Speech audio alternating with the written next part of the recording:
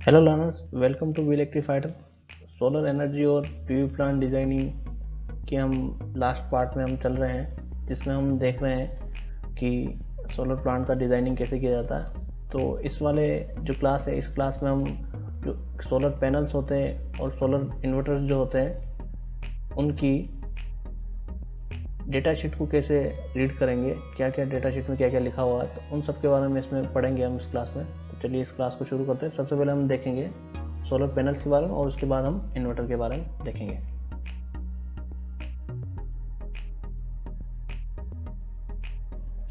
तो शुरू करते हैं इस क्लास को। इस क्लास में हम देखेंगे मॉड्यूल्स की डेटा शीट जो होती है, सोलर पैनल जो होता है उसकी डेटा शीट को कैसे रीड किया जाता है। तो ये यहाँ पे मैंने एक डेटा शीट ले ली है एक सोलर पैनल की, और ये सोलर पैनल है ट्रीना सोलर का। ये सोलर पैनल है, इस तरह से है। अभी इसका ट्रीना सोलर का इसका ये सोलर पैनल है ट्रीना सोलर का, और तालमैक्स नाम से ये अपना सोलर पैनल बेचता है। इस तरह से पूरी डेटा शीट होती है। इसको पूरा हम देखते हैं कि किस तरह से क्या चीज़ लिखा हुआ है इसमें और क्या चीज़ क्या है। ठीक है, तो ये जो तालमैक्स का सोलर मॉड्यूल है, इसमें यहाँ पे इसका थोड़ा एक ब्रीफ इंट्रो दे रखा है। फ्रेम्ड 144 हाफ सेल मल्टी बस बार मॉड्यूल। 144 का मतलब ये है कि ये जो नंबर ऑफ सेल्स है, ये टोटल नंबर ऑफ सेल्स 144 है। ठीक है, अब ये आगे हाफ सेल का मतलब क्या हुआ। देखिए, जो सोलर पैनल में जो फुल सेल वाली जो आती है, जो तो उसमें क्या होता है कि पूरा एक सेल होता है और वो पूरे सेल होते हैं। और ये जो 144 है, तो अगर इसी कैपेसिटी का अगर वो यूज़ करेंगे तो वो 144/2 सेल्स उसके अंदर हो जाएंगे, क्योंकि वो पूरा एक सेल होता है। तो 144/2 अराउंड हो गया आपका 72 सेल्स का वो होता है। ठीक है, अब ये 144 सेल्स हाफ सेल्स का मतलब ये हुआ कि इसने क्या किया, इस सेल को हाफ पार्ट में डिवाइड कर दिया। अब उसका क्या फ़ायदा होगा, उसका फ़ायदा ये होता है कि हाफ पार्ट में डिवाइड करने के बाद क्या होता है कि मान लीजिए कि जैसे ये जो पूरा उसने पैनल 2 पार्ट में डिवाइड कर दिया, कि मान लीजिए अगर इसके ऊपर आपका शेड आ रहा है तो आपका जो आधा ये पार्ट है ये उस टाइम पे आपका काम करता रहेगा। तो उसके क्या रहेगा, उससे आपकी जो एफिशिएंसी है पैनल की, वो एफिशिएंसी आपकी बढ़ जाएगी। तो इस मायने में ये फ़ायदेमंद रहता है हाफ कट सेल वाला सोलर पैनल। और ये मल्टी बस बार मतलब कि इसके अंदर जो बस बार है सोलर सेल के अंदर वो बहुत सारी है, मतलब एक से ज़्यादा है, मतलब 5-6 बस बार इसके अंदर है। इसके बाद ये बात करें हम यहाँ पे, तो ये मोनोक्रिस्टलिन टाइप है, तो इसलिए यहाँ पे इसने लिख रखा है मोनोक्रिस्टलिन मॉड्यूल, जो मैंने आपको एक्सप्लेन कर रखा है कि मोनोक्रिस्टलिन कितने टाइप के होते हैं। उसमें एक मोनोक्रिस्टलिन मॉड्यूल है, उसके अंदर 144 सेल इसने यूज़ कर रखे हैं। इसकी पावर आउटपुट रेंज इसने बता रखी है यहाँ पे कि 395 से 420 वाट तक इसकी पावर आउटपुट रेंज है। और इसकी जो मैक्सिमम एफिशिएंसी वो 20.9% से लेके 20.9% इसकी मैक्सिमम एफिशिएंसी। ठीक है, और ये यहाँ पे इसने प्रोडक्ट का कोड है इसका, और ये कलर ऑफ फ्रेम है, जो ये फ्रेम लगी हुई जिसके अंदर ये बना रखा, जो एल्यूमिनियम की जो फ्रेम रहती है उसका कलर इसने बता रखा कि सिल्वर कलर है। और पावर रेंज इसके पास ये जो मॉडल है इतनी रेंज में अवेलेबल है, 395 से लेके 420 रेंज तक। जैसे मैं आपको यहाँ पे बताऊँ, देखिए ये 395 से लेके 420 की रेंज तक अलग अलग सोलर पैनल इसके पास अवेलेबल है इसी मॉडल के। अभी हम बात करते हैं इसके बारे में कि इसने यहाँ पे क्या लिखा। एक तो है इसकी एक प्रॉपर्टी ये है कि इसकी कुछ स्पेसिफिकेशन इसने दे रखे हैं कि ये इसकी जो है हाई पावर आउटपुट है, इसका हाई पावर आउटपुट है। प्लस ये यहाँ पे हाई पावर आउटपुट में इसने ब्रीफ कर रखा है कि reduce BOS cost with high power win and 1500 volt 1500 volt system voltage तक। ठीक है, तो BOS कॉस्ट क्या होता है, BOS कॉस्ट होता है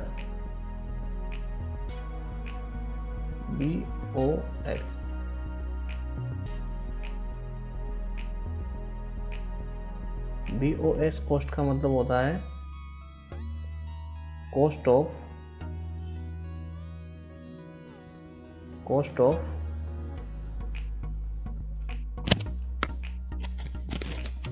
थोड़ा भूल रहा हूँ मैं। कॉस्ट ऑफ मतलब आपने जितना इन्वेस्टमेंट किया, एनर्जी कॉस्ट से रिलेटेड रहता है कि आपका जो कॉस्ट ऑफ पूरे सिस्टम का bill of system, balance of system, cost of balance of system, मतलब कि इसका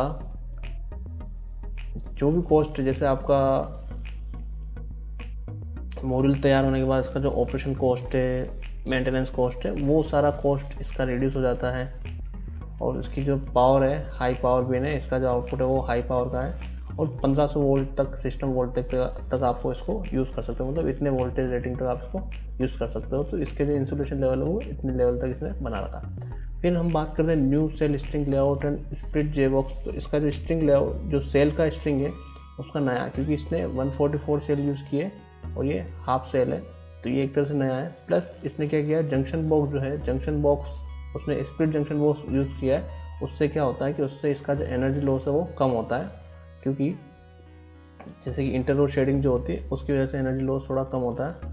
इंटररो शेडिंग का मतलब आपको पता ही है, नहीं है तो मैं आपको बताता हूँ। जैसे अगर सोलर पैनल मॉड्यूल, जैसे एक पैनल यहाँ पे लगा हुआ है, यहाँ पे आपका एक पैनल लगा, इसके जस्ट पीछे दूसरी रो में एक पैनल लगा हुआ है, तो इस पैनल की वजह से जो शेड आएगा इसके ऊपर, इसको बोलेंगे हम इंटररो शेडिंग।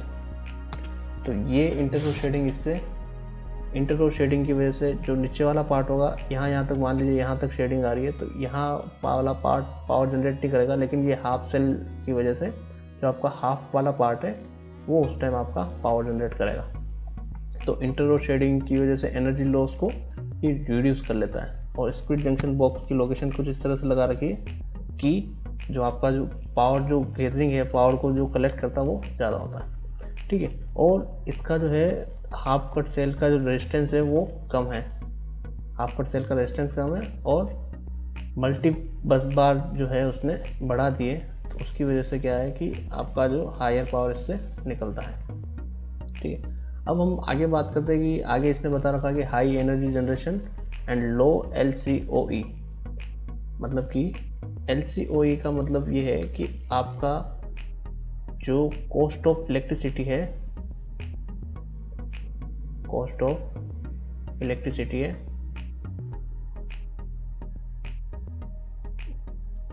इसको बोलते हैं LCOE को लेवलाइज्ड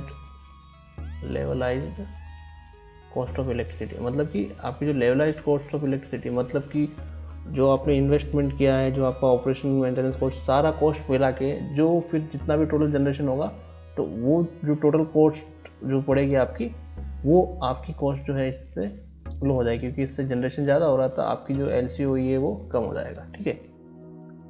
तो इसको जो थर्ड पार्टी के द्वारा अच्छा से वैलिडेट कर रखा है, प्लस इसकी जो लो लाइट के अंदर परफॉर्मेंस है वो सेल की, वो भी अच्छी है, ठीक है। और मॉड्यूल का जो मटेरियल है वो ऑप्टिमाइज्ड तरीके से ले रखा है। फिर आगे से रखा है कि लो Pmax टेम्परेचर कोफिशिएंट, मतलब कि जब भी जो पावर मैक्स कोफिशिएंट है, तो टेम्परेचर कोफिशिएंट जो है Pmax में, मतलब मैक्सिमम पावर पे जो टेम्परेचर कोफिशिएंट है वो कम है, तो उससे क्या है कि इसका एनर्जी प्रोडक्शन बढ़ता है। जैसे क्या होता है कि मैंने आपको बता रखा कि जो टेम्परेचर कोफिशिएंट इसका क्या होता है कि आपका जो मॉड्यूल है उसका जो टेम्परेचर कोफिशिएंट होता है मैक्सिमम पावर के लिए वो नेगेटिव रहता है, मतलब कि जैसे जैसे टेम्परेचर बढ़ेगा आपका जो पावर आउटपुट रहेगा मैक्सिमम पावर वो कम रहेगा।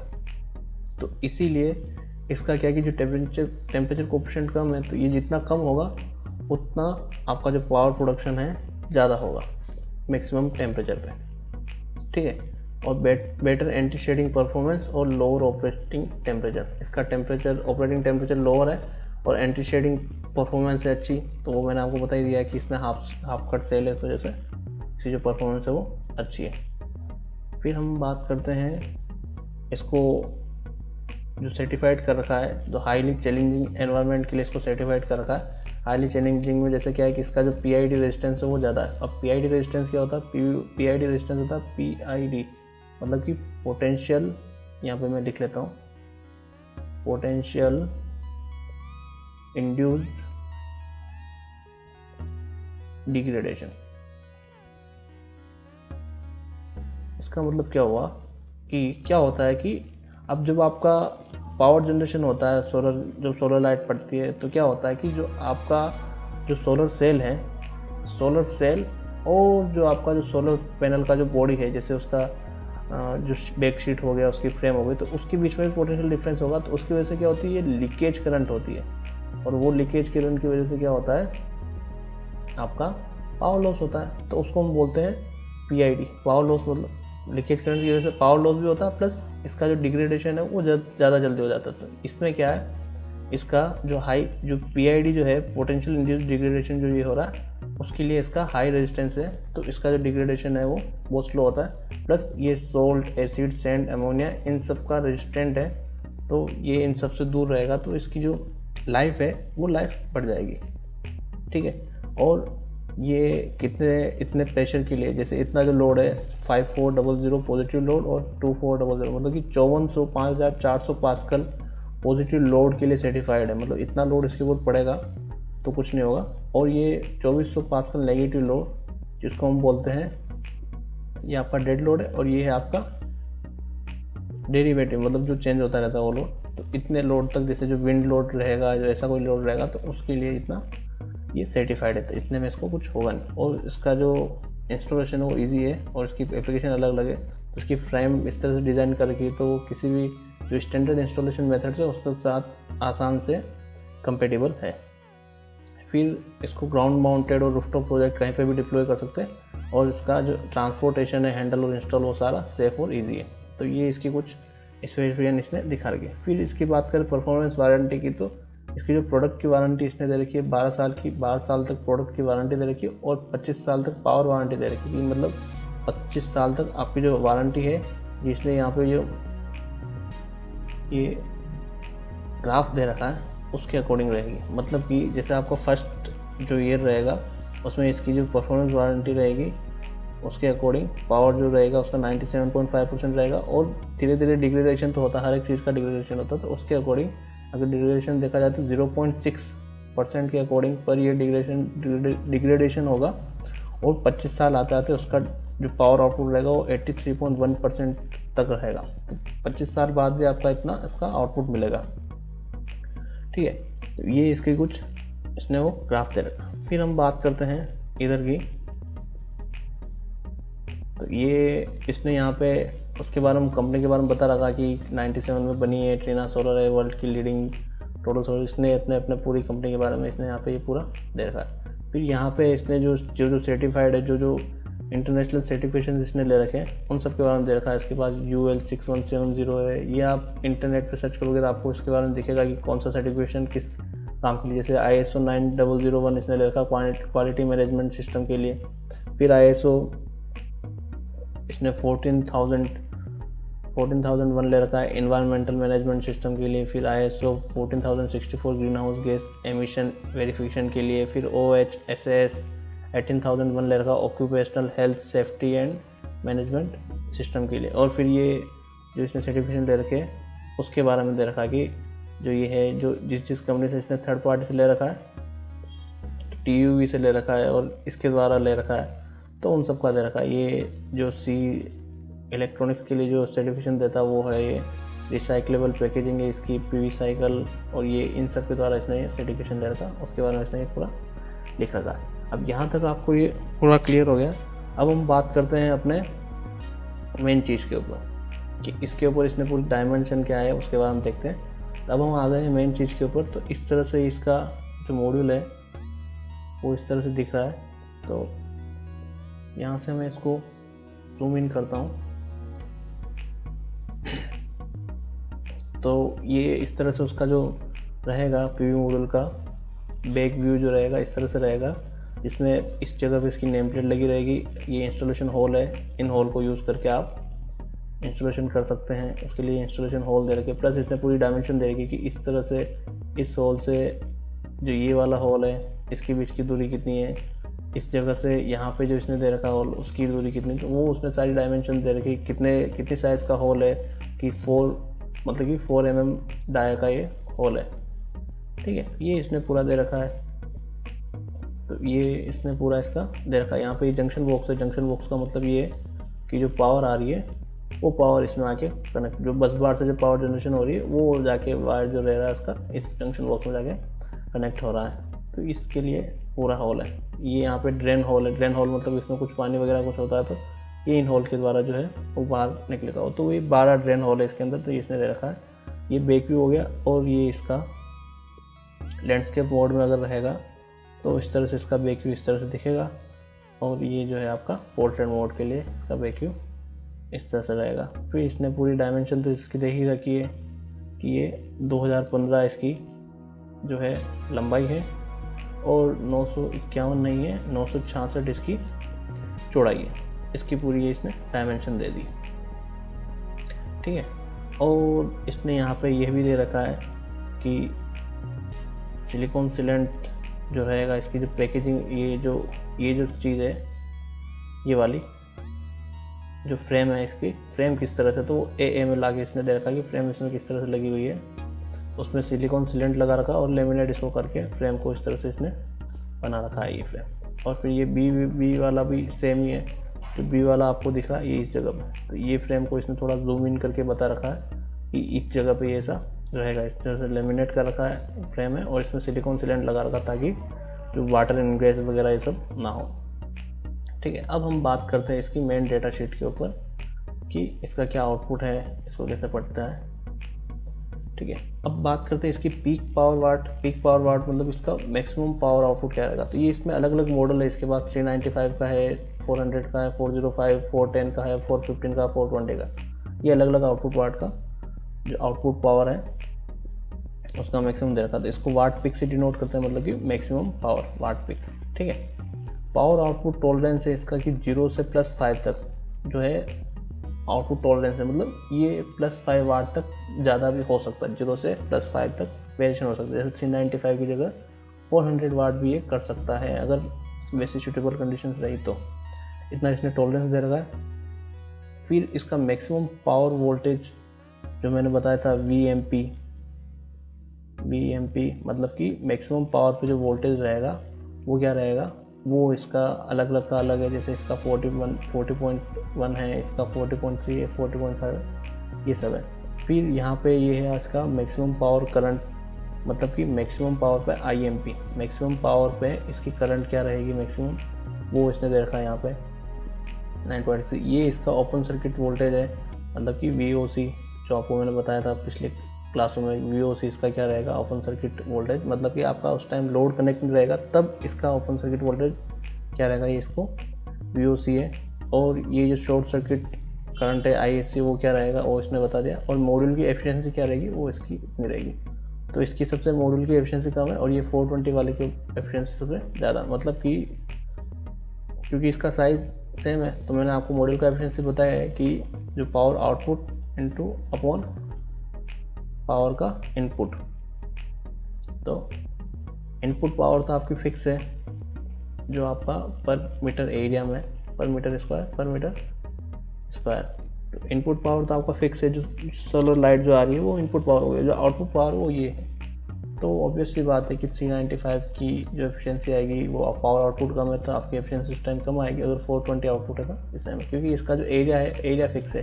जो डायमेंशन है वो चारों सब 5 जो पैनल है, 1 2 3 6 वो पैनल की जो एरिया है जो वो सेम है, तो उसकी जो पावर एफिशिएंसी रहेगी वो 395 की कम आएगी और उसकी ज़्यादा आएगी। अब ये सारा जो डेटा है वो HTC पे ले रखा है, मतलब HTC इसने लिख रखा है। HTC मतलब इरिडेंस यहाँ पे होना चाहिए आपका 1000 वाट पर मीटर, जो मैंने आपको बता रखा। सेल टेम्परेचर उस टाइम 25 डिग्री, एयर मास 1.5 है, और मेजरमेंट टॉलरेंस जो है वो ±3% का टॉलरेंस हो सकता है इसमें, ये इसने लिखा था। तो ये इसका पूरा इलेक्ट्रिकल डेटा है। अब एक बात आती है NMOT। NMOT का मतलब क्या होगा, नॉर्मल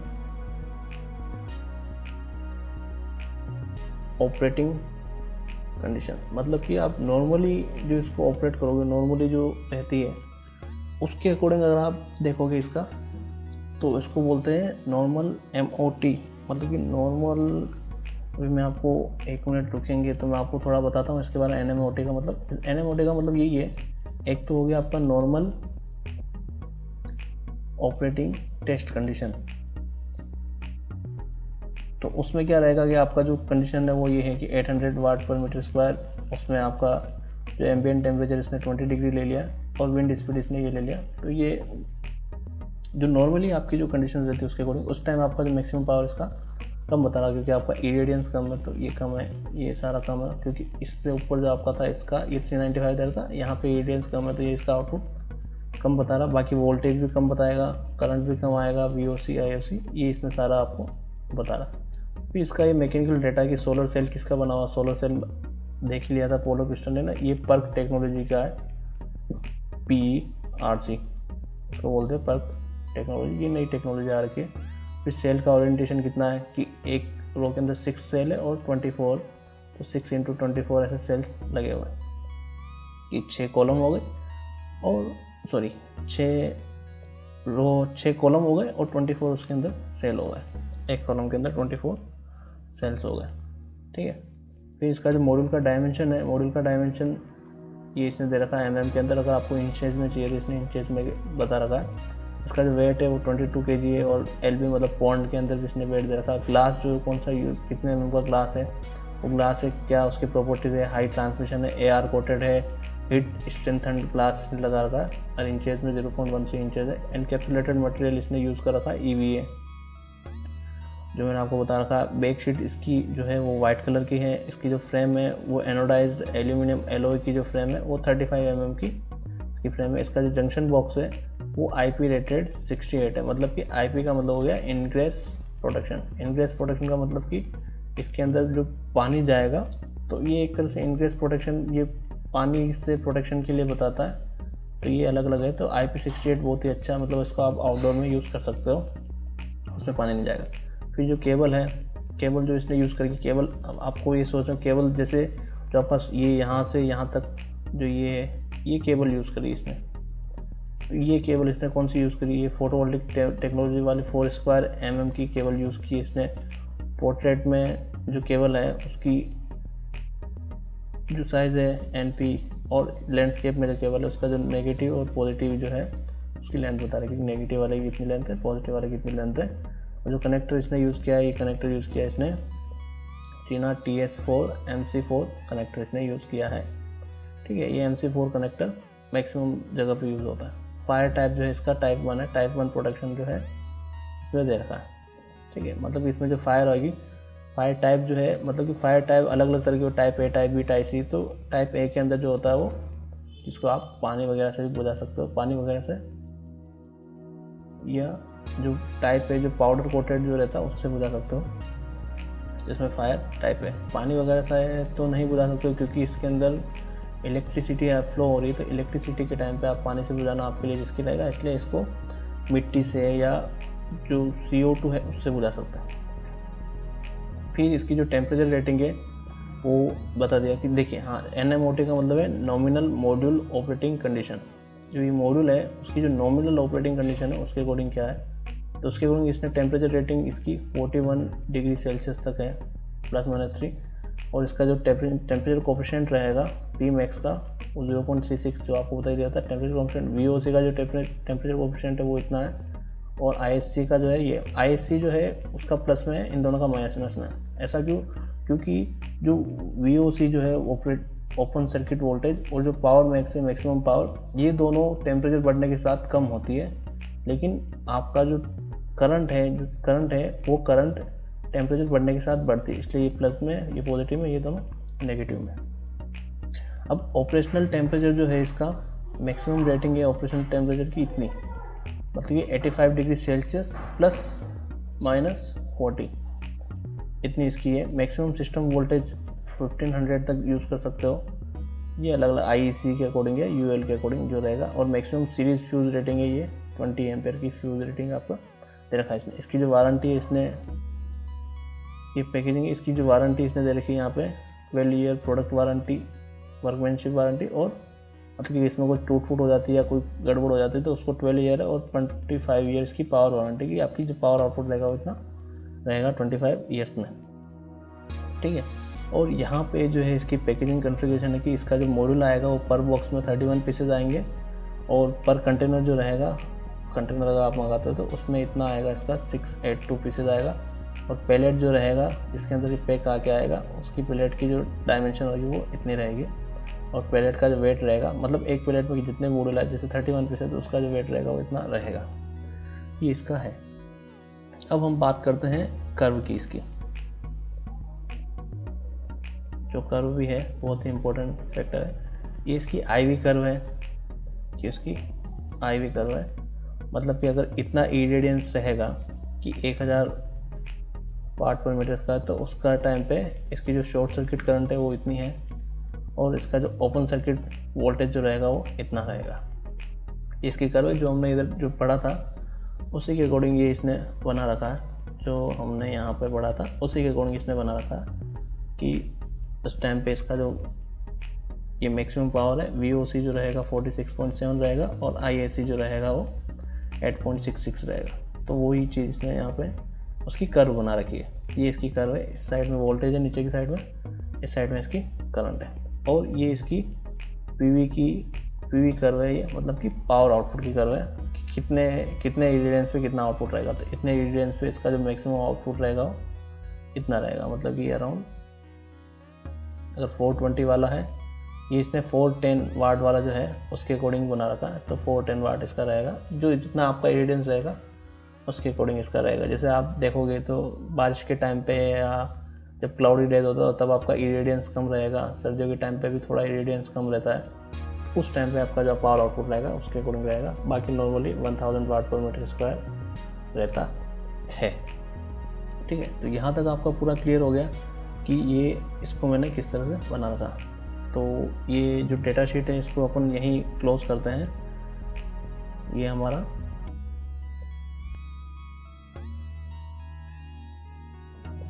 चलिए, अभी हमने मॉड्यूल के बारे में पूरा देख लिया कि मॉड्यूल का डेटा शीट किस तरह से होता है। अब हम बात करते हैं इन्वर्टर के बारे में। इन्वर्टर का डेटा शीट किस तरह से होता है उसके बारे में बात कर लेते हैं। ये हमने इन्वर्टर लिया है हुवेई का, हुवेई जो बहुत बड़ा इंटरनेशनल ब्रांड है, उसका हमने स्मार्ट PV कंट्रोलर जो है, जो इन्वर्टर ही है, तो उसको हमने लिया है। किस तरह से इसका वर्किंग है देखिए, इसमें कुछ फीचर्स दे रखे कि एक्टिव सेफ्टी है इसकी, AI पावर्ड आर्किंग प्रोटेक्शन है इसके अंदर, इसकी जो हायर यील्ड है मतलब 30% मोर एनर्जी इसके साथ देता है, इसकी इसने ऑप्टिमाइज़र के साथ इतनी एनर्जी यील्ड देता है। और इसका जो कम्युनिकेशन है वो अच्छा है, जैसे आप इसमें 4G कम्युनिकेशन सपोर्टेड है, इसके अंदर WLAN लगा सकते हो, फास्ट इथरनेट लगा सकते हो, ये सारा कम्युनिकेशन इसके साथ कर सकते हो ताकि आप इसका मॉनिटरिंग कहीं से भी कर सकते हो उसके बारे में। फिर इसका एफिशिएंसी कर्व है कि इसका एफिशिएंसी कितना रहेगा। यहाँ पे इसने वोल्टेज रेटिंग दे रखा कि कितने वोल्टेज पे, जैसे ये 480 का जो है, ये वाली जो कर्व है वो 480 की है, 600 की ये है, और 850 की जो कर्व है वो ये है। तो उसके अकॉर्डिंग इसने एफिशिएंसी बताया कि जो 600 वोल्टेज पे इसकी एफिशिएंसी अच्छी है, 98% से भी ज़्यादा, मतलब 98.5% कुछ है। ठीक है, ये लोड के अकॉर्डिंग जितना ज़्यादा लोड रहेगा उतनी ज़्यादा एफिशिएंसी रहेगी, कम लोड पे इसकी एफिशिएंसी कम रहेगी। ठीक है, ये इसके बारे में इसने दे रखा है। फिर इसके अंदर का इसने सर्किट डायग्राम दे रखा है। सर्किट डायग्राम के ऊपर थोड़ा नज़र मार लेते हैं। तो सर्किट डायग्राम के अंदर इसने क्या दे रखा है देखिए, ये आपका जो है, चलो ठीक है, सर्किट डायग्राम से शुरू करते हैं। इसने इसके अंदर एक DC स्विच लगा रखा है। फिर ये है, इसके अंदर इसने 2 MPPT दे रखे हैं, एक MPPT ये रहा, एक MPPT ये रहा। एक MPPT कनेक्ट है 2 इनपुट से, एक इनपुट ये रहा, दूसरा इनपुट ये रहा। और वैसे ये जो दूसरा MPPT है ये भी 2 इनपुट से कनेक्ट है, ये एक ये रहा इनपुट, एक इनपुट ये रहा। ठीक है, अब क्या है कि ये जो PV है इसमें एक इनपुट डाल दिया, एक पॉजिटिव आ गया, एक नेगेटिव आ गया, और ये इसके साथ जुड़ गया, और दूसरे इनपुट में भी एक पॉजिटिव एक नेगेटिव आ गया, इसके साथ जुड़ गया। अब ये जो है ये रहेगी आपकी स्ट्रिंग रहेगी, और स्ट्रिंग में कितना वोल्टेज है वो आपने कितने नंबर ऑफ मॉड्यूल्स कनेक्ट किए, जो हम नेक्स्ट क्लासेस में जानेंगे कि नंबर ऑफ मॉड्यूल्स कैसे कनेक्ट करते हैं, कितने नंबर ऑफ मॉड्यूल्स होने चाहिए, वो उसमें हम नेक्स्ट क्लास में जानेंगे। ठीक, ये इस तरह से। फिर इसके बाद इसका ये जो वायरिंग है, ये DC स्विच लगा होता है जिसको ऑन ऑफ करने का रहता है, इसी के अंदर लगा होता है जिसको आप ऑन ऑफ कर सकते हो। फिर उसके बाद ये जो है, ये PVA का पॉजिटिव आ गया, और ये PVAB दोनों का नेगेटिव आ गया, और ये PVB का जो ये वाला है इसका पॉजिटिव आ गया। फिर ये सारे EMI फिल्टर में चले गए, ये एक फ़िल्टर लगा होता है, और यहाँ पे एक SPD लगा हुआ है। SPD मतलब कि सर्ज प्रोटेक्शन डिवाइस, अगर कोई सर्ज आता है तो उसको सीधा ग्राउंड कर लेता है। फिर EMI फिल्टर के बाद ये MPPT में चला गया। MPPT क्या अपना, MPPT है हमारा मैक्सिमम पावर पॉइंट ट्रैकर, जो मैंने आपको बता रखा है पिछली क्लासेज में। ठीक है, तो ये MPPT 2 MPPT, एक MPPT ये, एक MPPT 2, दूसरा MPPT ये। फिर इसके बाद DC to AC कन्वर्टर इसने लगा रखा है, जो DC को AC में चेंज कर लेता है। फिर उसके बाद इसके अंदर आउटपुट फ़िल्टर लगा रखा है इसने। आउटपुट फ़िल्टर लगाने के बाद फिर आपका आउटपुट आइसोलेशन रिले है तो इसके प्रोटेक्शन के लिए, और फिर इसके बाद इसने EMI फ़िल्टर लगा रखा है, ठीक है। और इसके बाद वापस आपका AC साइड में भी इसने SPD लगा रखा है ताकि कोई सर्ज आए तो उसको प्रोटेक्शन के लिए, और फिर आपकी तीनों फेज़ के लिए L1, L2, L3 और ये न्यूट्रल, और ये इसकी जो अर्थिंग पॉइंट इसने दे रखा है इसकी बॉडी अर्थिंग के लिए। तो इस तरह से इसका पूरा ये सर्किट डायग्राम। चलो सर्किट डायग्राम अभी हमने समझ लिया, अब हम बात करते हैं इसकी मेन टेक्निकल स्पेसिफिकेशंस क्या है। तो ये जो इन्वर्टर है, ये इन्वर्टर के 4 मॉडल आते हैं, टेक्निकल स्पेसिफिकेशन दे रखा है। एक मॉडल है ये, दूसरा, तीसरा, चौथा, ठीक है। तो ये जो मॉडल है इसने सबकी अलग अलग एफिशिएंसी दे रखी है। तो मैक्सिमम एफिशिएंसी इस मॉडल की 98.5 है, इसकी 98.65 है, इसकी 98.65 है, इसकी 98.65 है। अलग अलग मॉडल की अलग अलग एफिशिएंसी, थोड़ा सा फर्क है, 0.15% का फर्क है। फिर ये है यूरोपियन वेटेड एफिशिएंसी, जो यूरोपियन यूनियन है उसके कुछ कंडीशंस है, उसके अकॉर्डिंग जो इसकी एफिशिएंसी है वो इसने बताया कि तो ये पूरे इंटरनेशनल स्टैंडर्ड के अकॉर्डिंग है और ये यूरोपियन यूनियन के अकॉर्डिंग। तो इसमें भी इसकी एफिशिएंसी 98.00, 98.3, ये 98.3, 98.3 इतनी है। फिर यहाँ पे क्या दे रखा है इसने, recommended maximum power PV power, ये पूरा इसका इनपुट साइड का है कि इसकी इनपुट में क्या रहेगा। तो आप इसके अंदर जो मैक्सिमम इनपुट पावर कनेक्ट कर सकते हो वो 18,000 वाट पिक कर सकते हो इस मॉडल के अंदर। इस मॉडल के अंदर आप कर सकते हो 22,500, इसके अंदर आप कर सकते हो 25,500 और इसके अंदर 30,000 आप कर सकते हो। तो ये आपका क्लियर हो। अब इसका जो मैक्सिमम इनपुट वोल्टेज है वो इसका कितना है, मैक्सिमम इनपुट वोल्टेज इसका 1080 है कि आप इतनी 1080 तक ये सेफ रहेगा, इसमें कोई इंसुलेशन डैमेज वगैरह नहीं होगा। और इसका जो ऑपरेटिंग वोल्टेज रेंज है कि जिसके अंदर ये ऑपरेट करेगा वो ऑपरेटिंग वोल्टेज रेंज है 160 to 950। अब 950 के अंदर ऑपरेट करेगा, 950 से ऊपर जाने पे ये ऑपरेट नहीं करेगा। और ये वाला जो है इसकी सेफ लिमिट है कि इससे ऊपर नहीं जाना चाहिए किसी भी कंडीशन में, और ये है इसकी ऑपरेटिंग लिमिट कि इसके बीच में रहेगा तभी ये ऑपरेट करेगा। फिर यहाँ पे दे रखा है इसने स्टार्टअप वोल्टेज। स्टार्टअप वोल्टेज का मतलब क्या हुआ, स्टार्टअप वोल्टेज इसने दे रखा है यहाँ पे। स्टार्टअप वोल्टेज का मतलब ये हुआ कि इसको स्टार्ट होने के लिए कितना वोल्टेज चाहिए। स्टार्ट होने के लिए इसके इनपुट में 200 वोल्टेज आना चाहिए तभी ये स्टार्ट हो पाएगा। फिर इसका जो रेटेड इनपुट वोल्टेज है वो 600 वोल्टेज है, ठीक है। ये रेटिंग दे रखी, बाकी इसके बीच में वेरी कर सकता है। फिर जो है इसकी जो मैक्सिमम शॉर्ट सर्किट करंट है, इसकी जो लिमिट होती है कि शॉर्ट सर्किट होने की कंडीशन में कितनी करंट इसके अंदर जा सकती है, तो वो है 30 एम्प्स। जैसे अगर कुछ शॉर्ट सर्किट हो गया आपके आउटपुट साइड में या उसके अंदर की साइड में तो 30 एम्प्स तक अगर करंट जाएगी तो इसमें कुछ प्रॉब्लम आएगा नहीं। और ये है मैक्सिमम इनपुट करंट पर MPPT। देखिए जो इनपुट करंट दे रखी है वो MPPT के हिसाब से दे रखी है। तो पर MPPT maximum input current 22 amps है।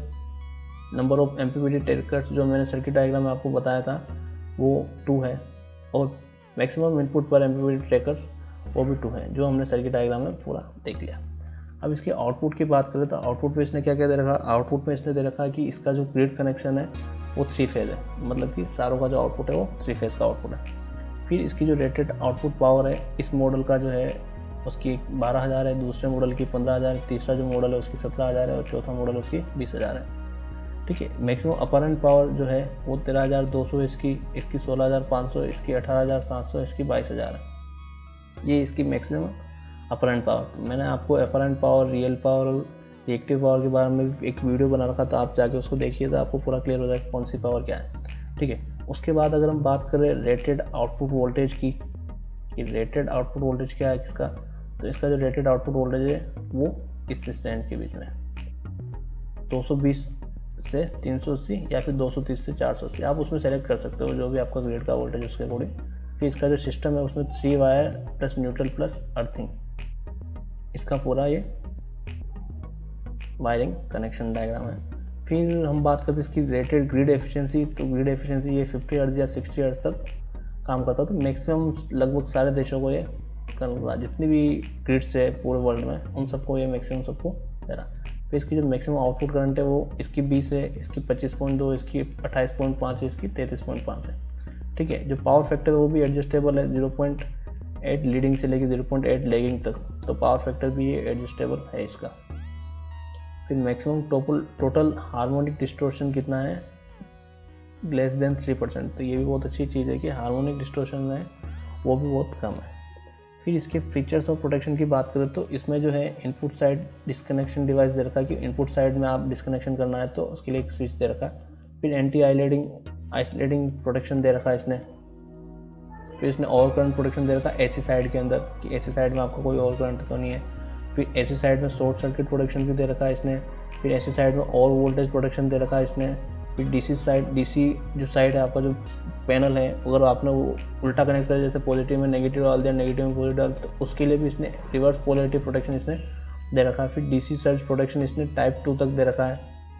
अलग अलग टाइप होता है डीसी सर्ज, टाइप 1 टाइप 2, तो ये दे रखा है। फिर इसने एसी सर्ज प्रोटेक्शन दे रखा है और टाइप 2 के हिसाब से कंपेटेबल है। और ये इसने इस कोड को फॉलो करते हुए जो IEC स्टैंडर्ड है, इस स्टैंडर्ड को फॉलो करते हुए इसने टाइप 2 प्रोटेक्शन दे रखा। फिर आर्क फोल्ड प्रोटेक्शन भी दे रखा कि अगर कोई आर्किंग हो गई तो वो आर्किंग फोल्ड का प्रोटेक्शन इसमें है या नहीं है। फिर इसने रिपल रिसीवर प्रोटेक्ट कंट्रोल जो दे रखा कि अगर कोई रिपल्स आ रहे जैसे कम ज़्यादा तो उस रिपल्स का उसने रिसीवर कंट्रोल भी लगा रखा है इसने। फिर इसका जो इंटीग्रेटेड PID रिकवरी है वो भी इसने दे रखा। अब PID मैंने आपको बता ही दिया है कि पोटेंशियल इंड्यूस डिग्रेडेशन जो है, तो PID जो डिग्रेडेशन होता है उसकी रिकवरी के लिए भी उसने एक अंदर से मैकेनिज्म दे रखा था। उसके अंदर जैसे आपको मैं थोड़ा सा बेसिक में बताऊँ तो इसमें क्या करता है कि जैसे दिन के टाइम में उसका अगर डिग्रेडेशन हो रहा है तो नाइट के टाइम पे ये क्या करता है कि ये उसको जो उसकी जो फ्रेम है उसके जो नेगेटिव पॉइंट का और ग्राउंड के बीच में एक पॉजिटिव वोल्टेज अप्लाई करता है, ताकि जो भी आयन्स वहाँ से रिलीज होके फ्रेम में या उसकी बॉडी में गए तो वो वापस अपने PN जंक्शन पे चले जाए, ताकि उसकी जो परफॉर्मेंस है वो अच्छी हो जाती है। ये इस तरह से इसका जो प्रिंसिपल है बेसिक उस तरह से वर्क करता है। ठीक है, ये इंटीग्रेटेड PID रिकवरी इसमें दे रखा। फिर हम बात करते हैं उसकी ऑपरेटिंग टेम्परेचर रेंज की, तो उसकी जो ऑपरेटिंग टेम्परेचर रेंज है वो -25 से 60 डिग्री सेल्सियस तक है।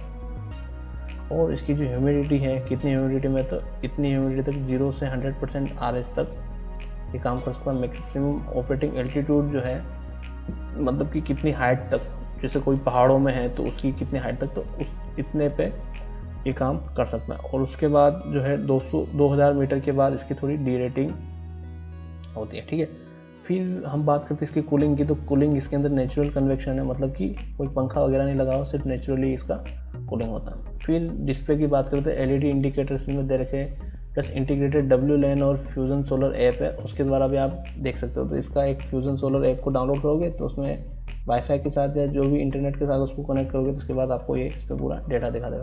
फिर इसमें जो कम्युनिकेशन है उसमें दे रखा कि RS485 कनेक्टर है, WLAN है, इथरनेट है, स्मार्ट डोंगल है, WLAN है और 4G 3G ये जितने भी है उसने सारा दे रखा है। फिर इसका जो वेट है, वेट इसने बता रखा 25 kg। यहाँ पे इसने इसकी डायमेंशन दे रखी, क्या इसकी डायमेंशन रहेगी 525 बाय 470 बाय 262। फिर इसके जो डिग्री ऑफ प्रोटेक्शन है, IP जो प्रोटेक्शन है वो 65 है। ये वैसे भी इंडोर में लगता है तो थोड़ा कम भी चल जाता है इसमें, लेकिन अच्छा प्रोटेक्शन इसने दे रखा है। नाइट टाइम पावर कंजप्शन है वो 5.5 वाट है, मतलब कि नाइट टाइम में ये 5.5 वाट से भी कम पावर लेगा। जैसे कि नाइट में भी इसकी LED इंडिकेशन वगैरह जब चालू रहते हैं तो उसके लिए जो ये लेगा उतना पावर कंजप्शन करेगा। फिर इसने DC मोड बस कंपेटिबल ऑप्टिमाइज़र इसमें जो है वो ये वाला इसने ऑप्टिमाइज़र इसके साथ, ये अगर आप ऑप्टिमाइज़र लगाओगे तो उसके साथ इसकी उसने बता रखा कि ये वाला आप ऑप्टिमाइज़र इसमें यूज़ कर सकते हो। ठीक है, और इसकी जो सेफ्टी है, सेफ्टी के कुछ कोडिंग दे रखे जो इंटरनेशनल कोड्स है कि EN IEC 620 इसको कंप्लाई करता है। और ग्रिड कनेक्टेड जो स्टैंडर्ड है T98 99 ये पूरे जो स्टैंडर्ड इनके साथ सबके साथ ये कनेक्ट कर सकता है। तो इसने ये पूरा का पूरा आपको पता रखा कि किस तरह से इसका वर्क है। तो ये भी आपको पूरा क्लियर हो गया है कि किस तरह से इसका वर्क है। तो हमारी ये क्लास यहीं पे ख़त्म होती है। इस क्लास में हमने पूरा देख लिया है कि सोलर पैनल की डेटा शीट कैसे पढ़नी है और सोलर इन्वर्टर की जो डेटा शीट है वो कैसे पढ़नी है। अब हम नेक्स्ट क्लास में देखेंगे कि सोलर इन्वर्टर का सिलेक्शन कैसे करना है, कितने नंबर ऑफ उसमें इनपुट्स रहेंगे, कितने नंबर ऑफ स्ट्रिंग्स रहेंगे, कितने नंबर ऑफ पैनल्स लगेंगे पर स्ट्रिंग में। तो उन सब के बारे में हम नेक्स्ट क्लास में देखेंगे। तो मिलते हैं नेक्स्ट क्लास में। धन्यवाद।